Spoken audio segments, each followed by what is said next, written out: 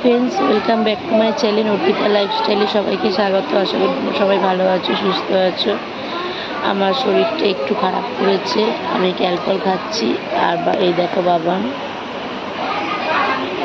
বাবানের শরীরটা এখন একটু ভালো আছে, তবু কালকে রাতে 100 জ্বর উঠেছিল বলে ম্যাডাম সোমবার দিন বাড়ি যাবে আর কি, ওকে নিয়ে আমি বাড়ি যাব। আর যেহেতু তোমাদের সাথে আমি সমস্ত কিছু শেয়ার করেছি, এর আগেও বলেছি, তো ওর হচ্ছে যে ইনফেকশানের যেটা ছিল সেটা ব্লাড টেস্টে 90 ছিল ফার্স্টটা। তো কালকে টেস্ট করেছে, ওটা 50 এসছে।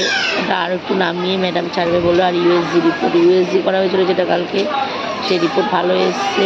আর ইউরিন টেস্টের রিপোর্টের কথা কিছু বলেনি, ওটা পরে জানতে পারবো।